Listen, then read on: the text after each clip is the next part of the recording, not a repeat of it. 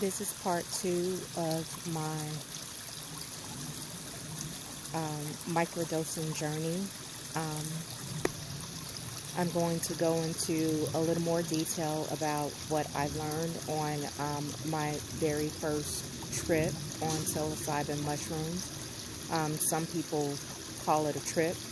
After the experience, I don't know if the word trip describes what happened. Um, Terrence McKenna, one of the many people that, well, not many, but few people that I have researched and followed his research, and he said that psilocybin speaks to you. It talks back, he says, and I find that to be true.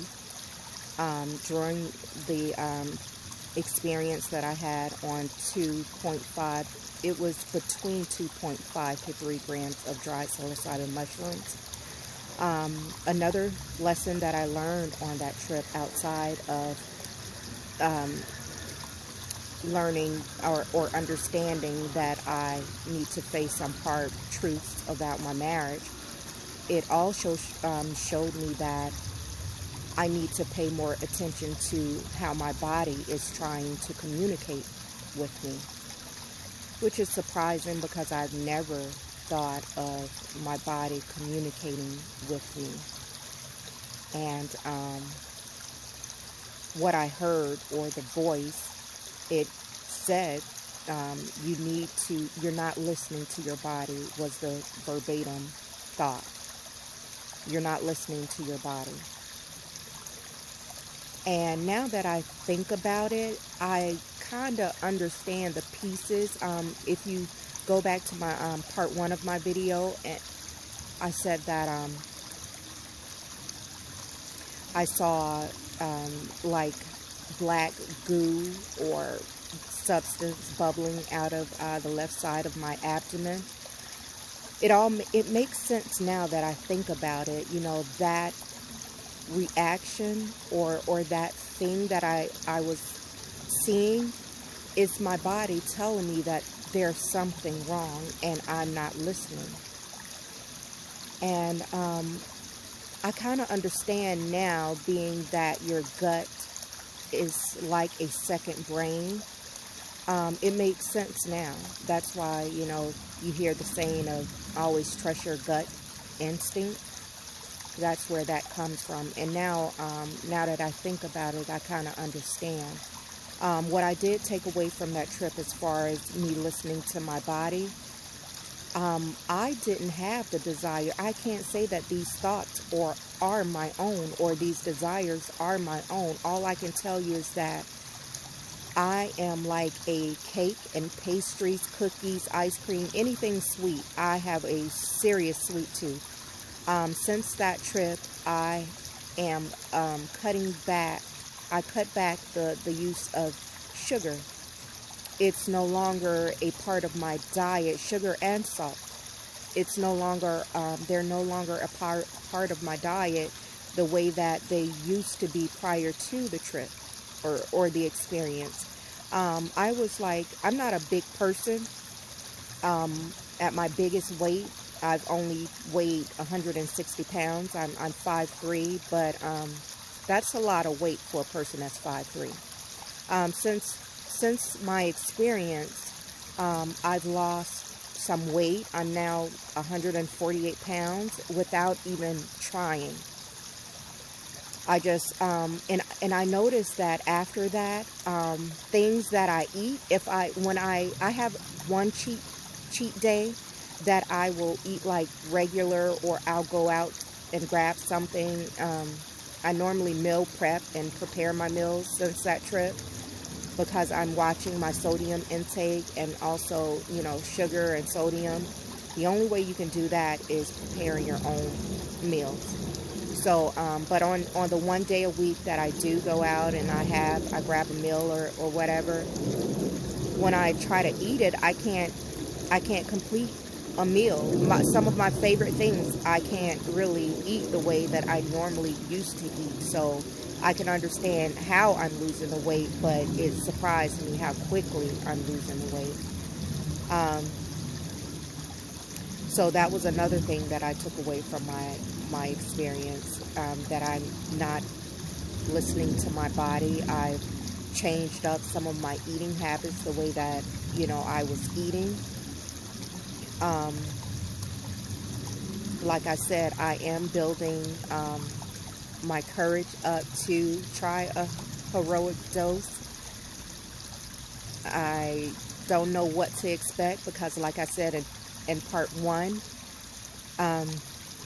it kind of shocked me when I sat up in bed and I saw this small, petite,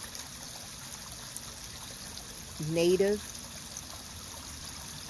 looking lady standing next to my, she was coming out of a portal, and it was very detailed. Like I could see where she was coming from. Like it wasn't total darkness that she was walking out of.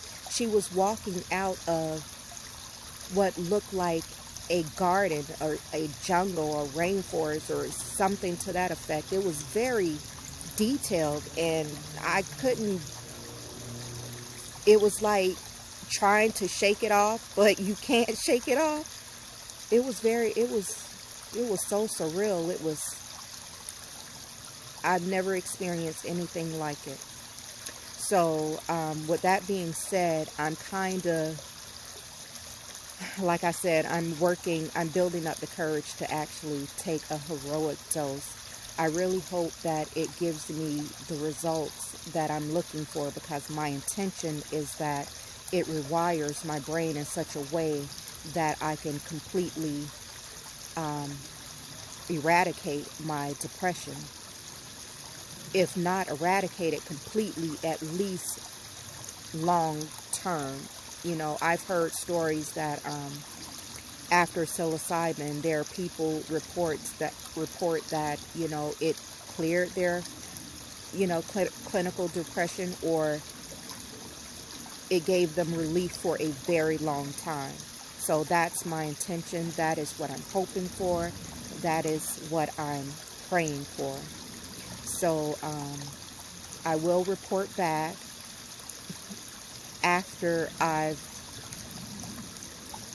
had the 5 gram of dried psilocybin mushroom in silence and darkness, and let you guys know how that turns out. Right now, I'm preparing to take plant medicine, ayahuasca. I've been doing research on that, and there's this church where I'm in South Florida. The church isn't in South Florida. It's actually in Central Florida, but that's not far from me. So I'm planning in a couple of weeks to go and try plant medicine for the very first time in the form of ayahuasca. Ayahuasca has DMT, I think, which is like a cousin to psilocybin, the psilocybin medication. So in a couple of weeks, I'm preparing to do that for the first time, and my intentions as well is to eradicate the clinical depression. You have to be on a clean diet prior to taking the plant medicine. So it's a good thing that I'm not doing the sodium and I'm not doing the sugar, because on the dieta, it's called a dieta, for the plant medicine, it's like a restrict diet kind of thing. So no sugar, certain spices, no sodium, no salt. So I'm already on that path to do that. I'm on the path to be able to have the plant medicine. So that's going to be on my channel as well. And like I said, that's in a couple of weeks. So I hope that you follow me on this journey, and like and subscribe to my channel. That way you'll be able to get messages or notifications. Thank you.